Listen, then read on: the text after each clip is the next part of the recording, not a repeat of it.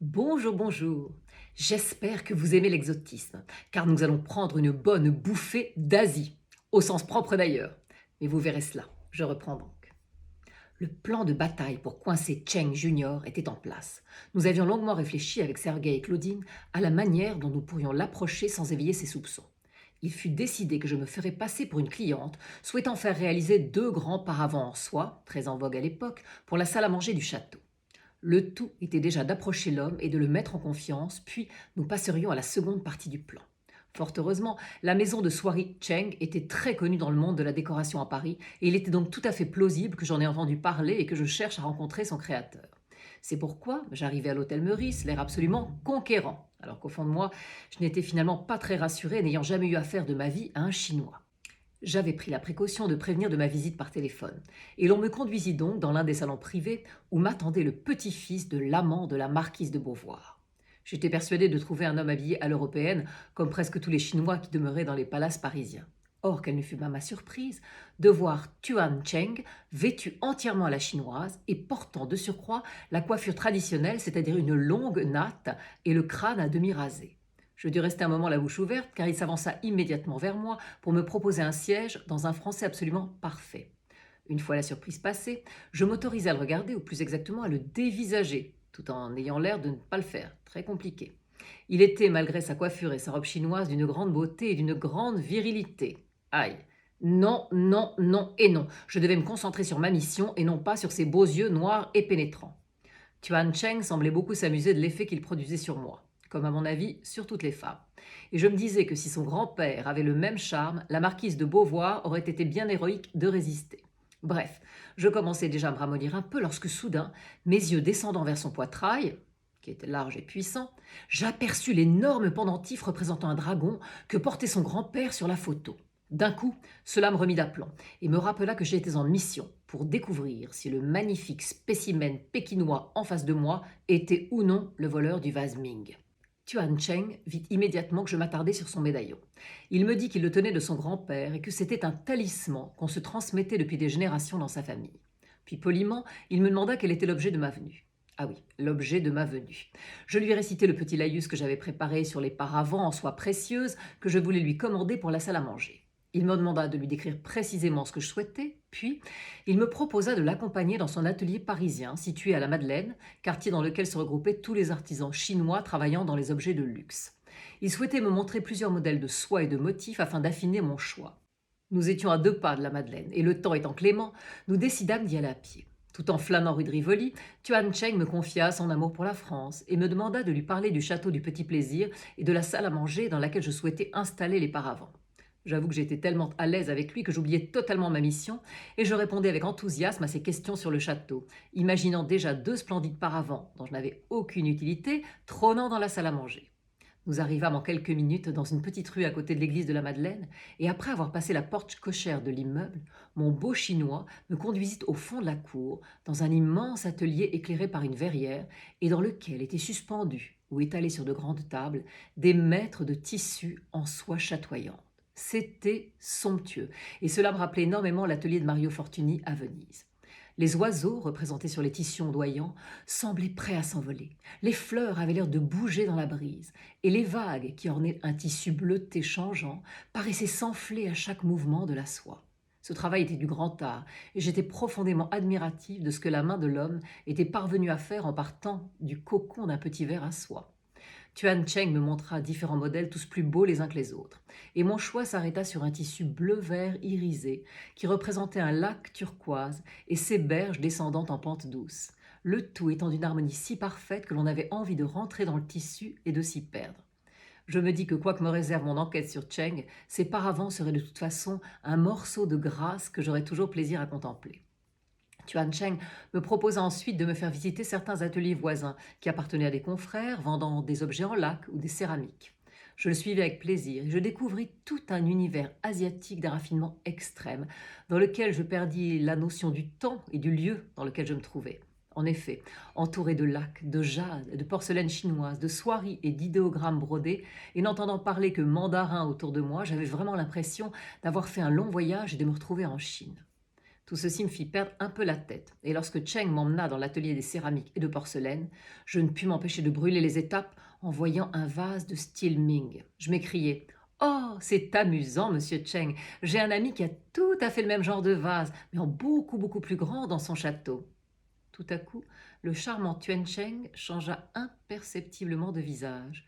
Il dit quelques mots en chinois à celui qui dirigeait l'atelier, puis il me fit passer par une porte dérobée et descendre un escalier décoré de dragons dorés. Je commençais à être inquiète d'un coup, et je me rappelais un peu tard que Claudine et Sergueï m'avaient dit de ne surtout prendre aucun risque, car on ne savait jamais avec ces gens-là. Je fis tout de même bonne figure en demandant à Tuan, oui, au point où j'en étais, je pouvais bien l'appeler par son prénom, où nous allions. Il me répondit qu'en France, il était l'heure du thé, mais qu'en Chine, pour se détendre après une journée de travail, ils avaient une autre façon de faire. Puis, il écarta un rideau et nous entrâmes dans une pièce enfumée, où de part et d'autre de l'allée centrale étaient réparties de petites alcôves dans lesquelles se trouvaient un ou deux divans. Sur chacun des divans étaient couchés des hommes et quelques femmes qui fumaient une sorte de grande pipe, ce qui avait l'air de les mettre dans un état de léthargie totale. J'étais extrêmement mal à l'aise, car non seulement je ne fumais pas, mais tout ce qui ressemblait de près ou de loin à de la drogue me fichait une frousse terrible.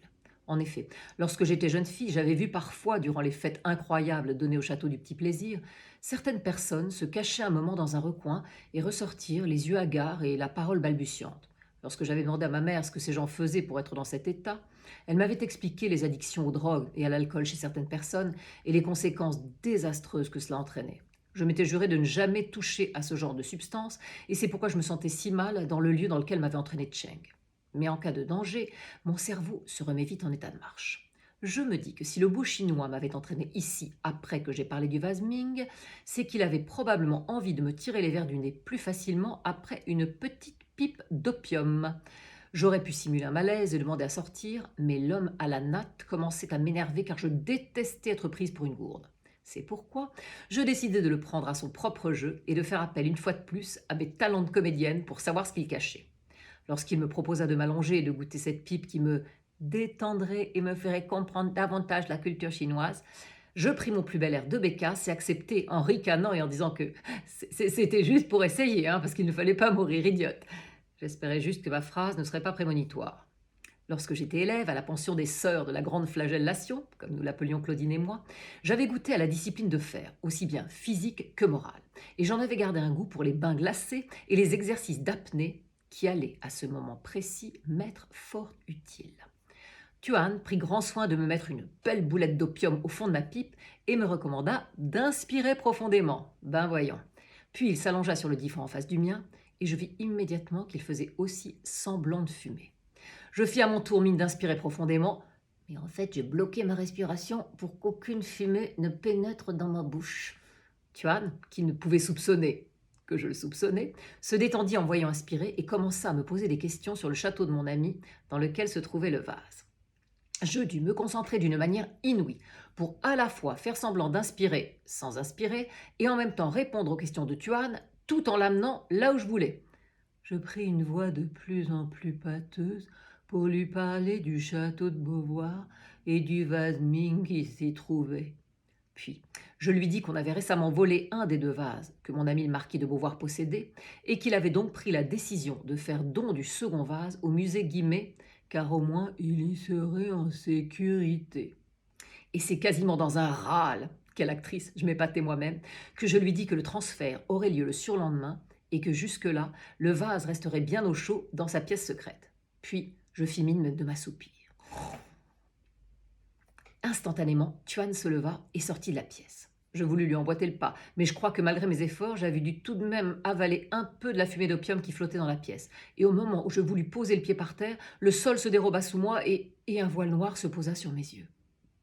Je ne sais combien de temps je restais ainsi affalé par terre, mais enfin au bout d'un moment, je repris suffisamment mes esprits pour me traîner hors de la pièce et gravir, comme si c'était l'Himalaya, l'escalier montant à l'atelier. Les ouvriers chinois ne levèrent pas la tête lorsqu'ils me virent passer. Et c'est avec un soulagement intense que je me retrouvai dans la cour de l'immeuble, puis enfin dans la rue. Nous avions convenu avec Sergueï et Claudine qu'ils m'attendraient discrètement dans une voiture rue Saint-Honoré après mon rendez-vous. Mais lorsque je les rejoignis 2 heures plus tard que l'horaire prévu, ils étaient fous d'inquiétude et sur le point de prévenir la police. Lorsque je leur racontai toute mon aventure, ils me dirent que j'étais totalement folle et inconsciente et que j'avais de la chance de ne pas être morte dans cet endroit infâme. Cependant, ils finirent quand même par me dire que j'avais sacrément bien joué. Ah, une fois rentré au château du Petit Plaisir, Hippolyte vint me dire qu'un certain monsieur Cheng avait téléphoné pour s'excuser et dire qu'il avait eu une urgence. Il me faisait également dire qu'il serait indisponible les jours prochains, tiens, mais qu'il enverrait son assistant au Petit Plaisir quand je le souhaiterais pour prendre les mesures des paravents. Mon piège avait donc fonctionné et nous n'avions pas de temps à perdre. Il fallait nous rendre de toute urgence au château de Beauvoir afin de nous préparer à recevoir le beau Cheng Junior comme nous le devions. Après avoir prévenu Charles de notre arrivée et l'avoir mis au courant de toute l'histoire, Sergueï et moi partîmes pour son château tandis que Claudine organisait les renforts, car elle pensait que Tuan Cheng avait des complices pour l'aider à transporter un vase si imposant. Elle nous fit tout de même très peur en disant que si ces vases avaient une valeur exceptionnelle, les Chinois ne s'encombreraient pas de sentiments pour les récupérer et qu'ils n'hésiteraient pas à se débarrasser de nous. Dans quelle histoire nous étions-nous embarqués? Mais il était trop tard pour reculer. J'avais dit à Cheng que le transfert du vase vers le musée Guimet aurait lieu le vendredi. Nous étions mercredi soir et vraisemblablement, le temps qu'il s'organise, il essaierait de voler le vase le jeudi.